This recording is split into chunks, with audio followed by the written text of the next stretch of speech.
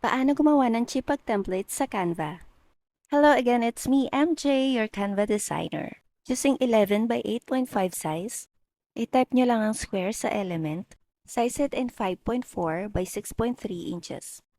Sa side naman, 2.5 by 6.3 inches. And then, copy-paste to the other side.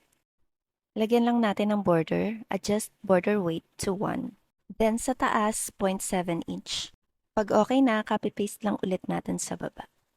Tapos i-highlight natin lahat at i-group, then i-resize natin para mag-fit dun sa page. Pag okay na, pwede na tayo mag-start mag-design, palitan natin ang mga kulay.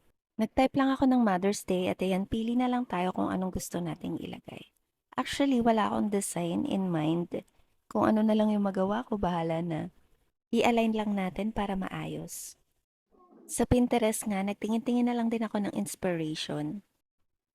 Palitan na lang natin yung image na nilagay ko kanina, parang mas okay to. Naglagay na lang din ako ng mga flowers sa taas para may decorations. Then kinapy-paste ko lang yan sa baba. Highlight and group your design para hindi gumalaw.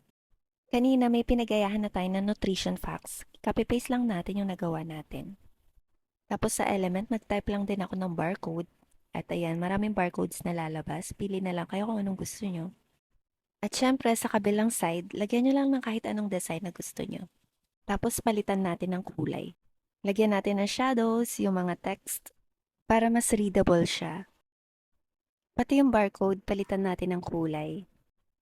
Ayan, tapos pwede nyo na siyang i-print. At dahil natapos mo tong video na to, kaya mo nang gumawa ng iba't ibang design. So thank you guys for watching. See you sa next vlog. Bye!